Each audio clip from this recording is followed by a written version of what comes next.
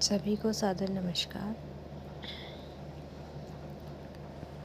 हम फिर से हाजिर हैं आपके सामने एक और प्रेरक प्रसंग लेकर, जिसका शीर्षक है सुंदर तस्वीर। तो चलिए पढ़ते हैं।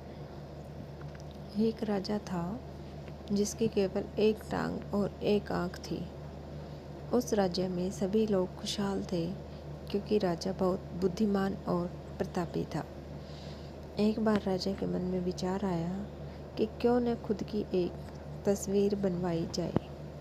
फिर क्या था, देश विदेशों के चित्रकारों को बुलवाया गया और एक से एक बड़े चित्रकार राजा के दरबार में आए।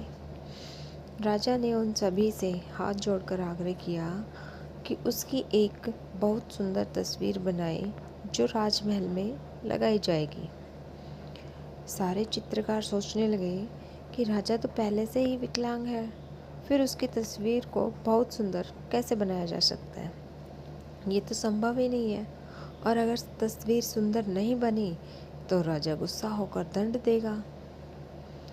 अब यही सोचकर सारे चित्रकारों ने राजा की तस्वीर बनाने से मना कर दिया। तभी पीछे से एक चित्रकार ने अपना हाथ खड़ा किया और बोला कि मैं आपकी बहुत सुंदर तस्वीर बनाऊंगा जो आपको ज़रूर पसंद आएगी। फिर चित्रकार जल्दी से राजा की आज्ञा लेकर तस्वीर बनाने में जुट गया।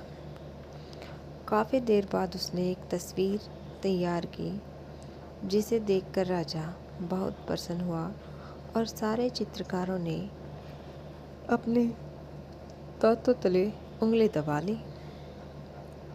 उस चित्रकार ने एक ऐसी तस्वीर बनाई जिसमें राजा एक टांग को मोड़कर जमीन पर बैठा है और एक आंख बंद करके अपने शिकार पर निशाना लगा रहा है। राजा ये देखकर बहुत प्रसन्न हुआ कि उस चित्रकार ने राजा की कमजोरियों को छिपाकर कितनी चतुराई से एक सुंदर तस्वीर बनाई। राजा ने उसे खूब इनाम एवं धन दौलत दी। तो क्यों ना हम भी दूसरों की कमियों को छुपाएं, उन्हें नज़रअंदाज करें और अच्छाइयों पर ध्यान दें। और अगर हम ऐसा करते हैं तो यकीन मानिए ज़िंदगी बहुत खूबसूरत हो जाएगी। तो इस कहानी से हमें क्या शिक्षा मिलती है कि आजकल देखा जाता है कि लोग एक दूसरे की कमियां बहुत जल्दी ढूंढ लेते हैं, चाहे हम में खुद में कितनी ही बुराइयां क्यों ना हो, लेकिन हम हमेशा दूसरों की बुराइयों पर ही ध्यान देते हैं कि अमुक आदमी ऐसा है, वो वैसा है।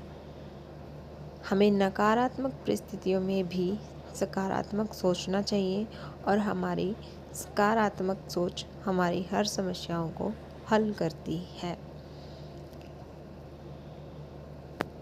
सीधी सीधी बात करें तो हमें दूसरों में कमियां निकालने की बजाय उनमें जो अच्छाइयाँ हैं उन पर फोकस करके अपने ज़िंदगी को आसान और सुलझी हुई बना लेना चाहिए। धन्यवाद।